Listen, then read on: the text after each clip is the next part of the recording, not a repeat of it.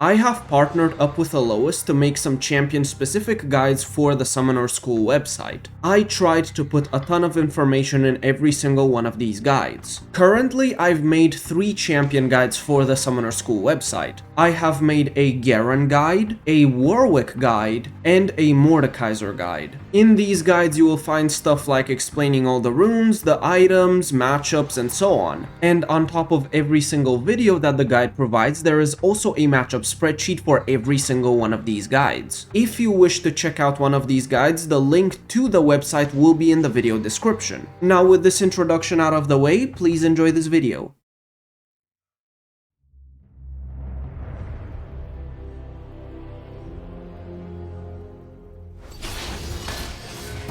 This lane is very annoying and very boring. For the most part, Singed can just straight up ignore you and try to perma-proxy like how he tried to proxy from level 1 here. What I do against Singed every single game is walk with my wave to ensure that he can't proxy on level 1. But there's some Singed players that are more stubborn and they're gonna proxy right in your face, and if that happens, then you just sit there, attack him, and even if you might not kill him because he flashes or ghosts away, he won't be able to proxy for a long time. What you're looking for is the combo of Rylai's Crystal Scepter and Verdant Barrier. When you get Verdant Barrier, Singed will not be able to use his fling on you. He will need to fling twice to actually get you off of him. The only issue is that there is a bug where his W breaks spell shields even though it's not meant to. Hopefully this bug gets fixed soon, and it doesn't always happen. It depends on when he uses his W and where he places it. Once you have Rylai and Verdant Barrier, it's gonna be much more difficult for Singed to run away from you. He's gonna need to ulti basically every single time, and he will absolutely need Boots of Swiftness. You could get Boots of Swiftness yourself, but it's not always good. After you get Verdant Barrier and Rylai, you can go into whatever else, like a Rocket Belt, Bloodletter's Curse, Visage, Zonya's, whatever you need for the enemy comp. But if you want to just kind of perma side lane into Singed, I would do Bloodletter's Curse and then Liandry's, or Liandry into Bloodletter, either works.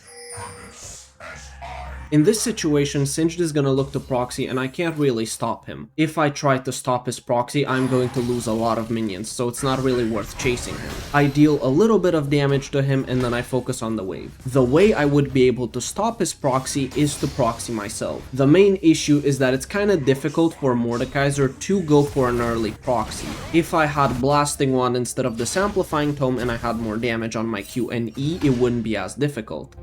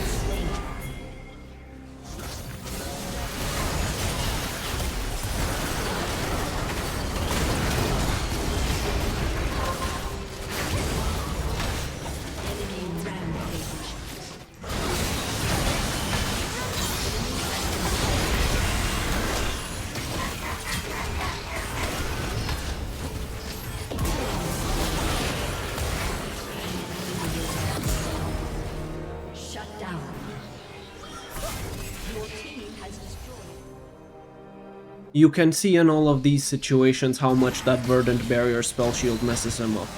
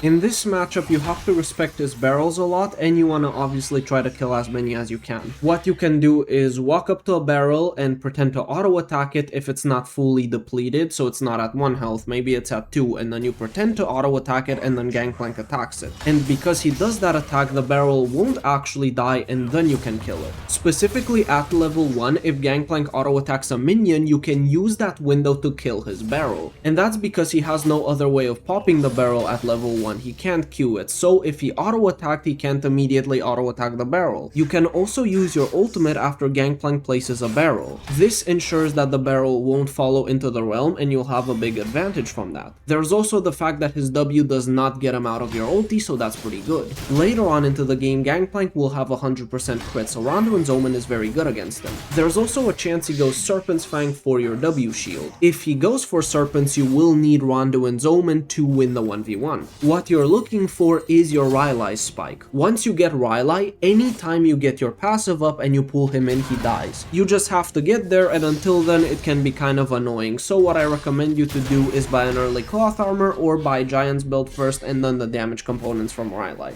But if you manage to kill him early and you think you don't need that extra health or armor, then you could go straight for the damage and you get Rylai that way. You can also teamfight against him if you want, and you can use your ultimate on him to ensure that he does not deal any damage to your squishier teammates.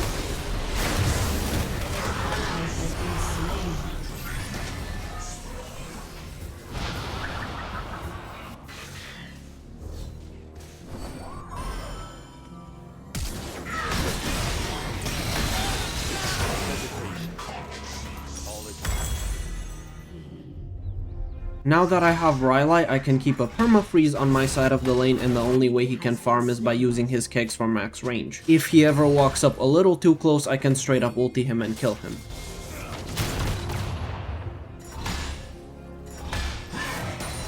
An enemy has been slain.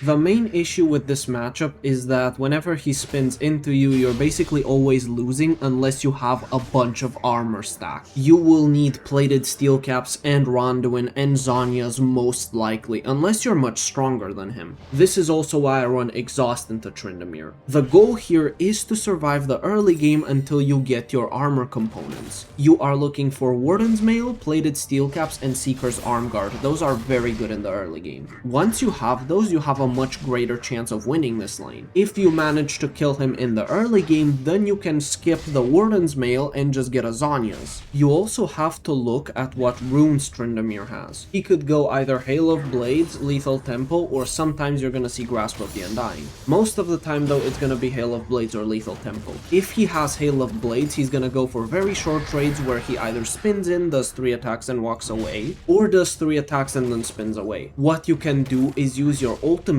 while he has the attack speed from Hail of Blades, and then that way you're going to steal more attack speed from him. And after he's consumed all of his Hail of Blades attacks, then he's going to attack even slower. You should also max W second in this matchup because you need to get a second W in a fight against them. Most of the time what you're going to do is get a W very early on into the fight that's probably not going to be fully stacked, maybe it's at around 20% max health, and then the second W is probably going to be max stacked and it's going to be much later into the fight. This ensures that most of the time you win the 1v1 because he won't be able to deal with 2 W shields. The suckiest part is that you need Ronduin for Tryndamere later on unless you super stomp him, and you might even need heal reduction if he ends up going for Ravenous Hydra.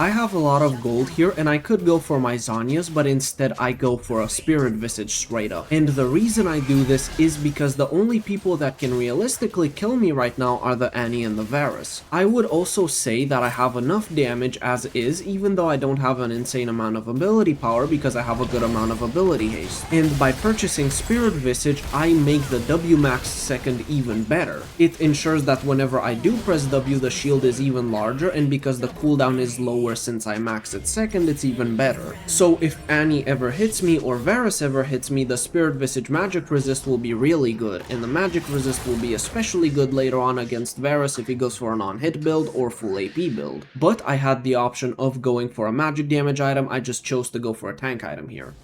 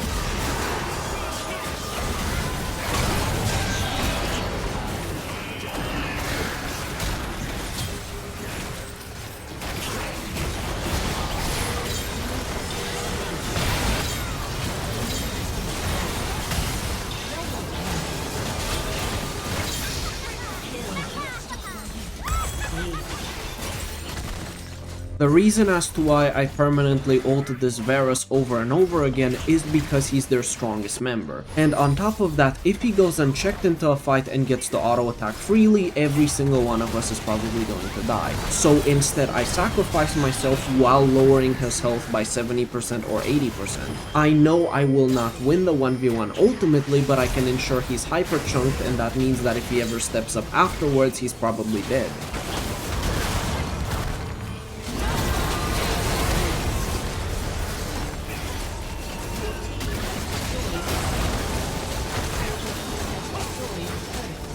Thank you guys for joining me in this video. I hope you found the information useful, and I will see you in the next video, hopefully very soon.